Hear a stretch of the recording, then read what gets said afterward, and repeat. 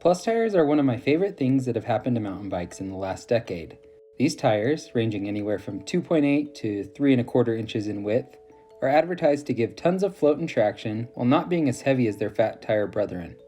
While the 26 plus size is out there, most plus tire sizing is for the 27.5 and 29er wheel sizes. I've ridden and loved 29 plus for several years now, but I had never ridden 27 plus until I got a second wheel set from my Salsa Timberjack. Now that I have several months of that size under my belt, I thought I'd share my thoughts on how the two sizes compare.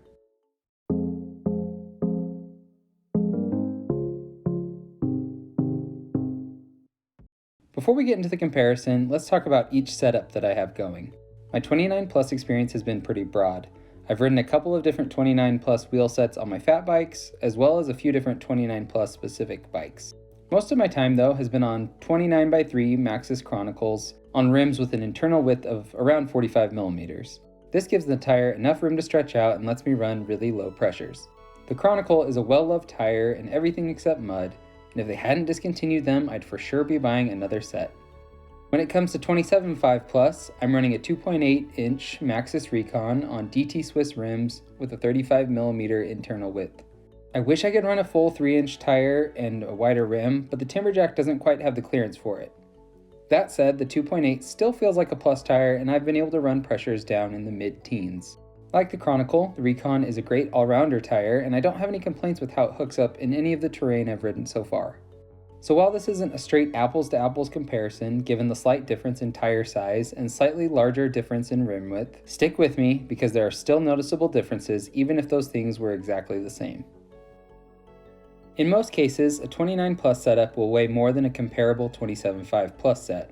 Longer spokes, greater wheel circumference, and more tire material all contribute to the weight difference.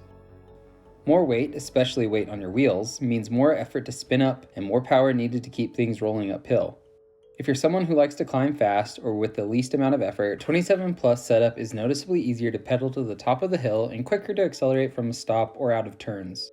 I haven't measured, but I bet that most 27 plus setups are actually close in weight to a typical 29er wheel set, so while they might not be lightweight for a 27.5 wheel, they're not the heaviest things out there.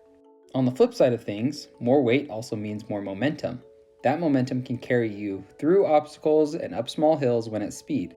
In my experience, a 29 plus tire blows 27 plus out of the water when it comes to the ability to monster truck through rock gardens and other obstacles when descending. If you've ridden a normal 29er and a 27.5 or even a 26-inch wheel, you've probably noticed that the smaller wheel sizes tend to hang up a little on roots and rocks. While a wider tire width helps this in some way, smaller wheels will always struggle to roll over things as easily as larger wheels. The main benefit of a plus tire is the ability to float over soft surfaces like sand and even stay on top of chunky rock gardens. Floatation comes from having a large contact patch or the amount of tire surface on the ground. This is correlated to the width and diameter of the tire as well as the pressure the tire is being run at.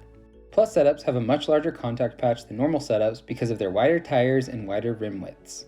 That said, there's also a big difference in floatation between a 27.5 plus and a 29 plus tire. The additional diameter of the 29-inch wheel gives it a longer contact patch, which allows it to float better on soft surfaces. All plus tires will float better than the typical mountain bike tire sizes, but a 29 plus tire has the edge here. When it comes to traction, one of the main reasons people run plus sizes, I haven't noticed a huge difference between the two wheel sizes. They both grip really well in most conditions and can be railed through corners as long as you have your tire pressure dialed in. While plus tires do generally provide loads of traction, I've learned over the years that traction seems to depend more on tread pattern than tire width. A wider and taller wheel does mean there's more tire in contact with the ground, but a narrower tire with a more aggressive tread pattern can hang on better on loose over hard trails by cutting through the top layer to get to the hard pack below. It's also important to keep in mind that if you're picky about your tires, the 29 plus platform is going to bring you a lot of headaches.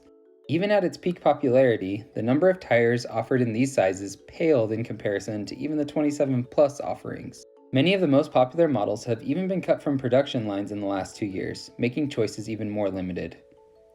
If you're wanting to ride a plus size tire and love a really aggressive tread, 27 plus will probably be a better choice of wheel size. This is especially true if you frequently find yourself in muddy terrain, as most 29 plus tires are built with more cross-country oriented tread patterns to keep the weight and rolling resistance down.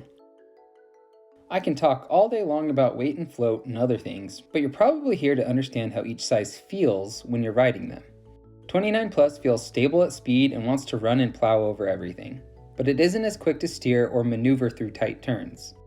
It takes some effort to get up to speed, but doesn't feel as sluggish as a fat bike once it's at speed and it just wants to keep rolling.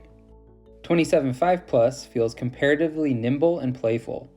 It's easy to make quick adjustments as you're flying down the trail, but due to the smaller diameter, you also have to make those adjustments because you can't just run over stuff like you can with a 29 Plus or even a normal 29er. The smaller wheel size also feels significantly easier to keep rolling on sustained climbs and accelerates quickly out of tight switchbacks and slower sections of trail.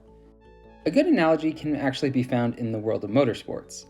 Rally cars are modified vehicles built to race on windy roads at speeds that would make most people pee their pants. They're light and quick and can make sharp turns without having to lose much speed. Trophy trucks, on the other hand, are modified trucks with big tires and even bigger engines.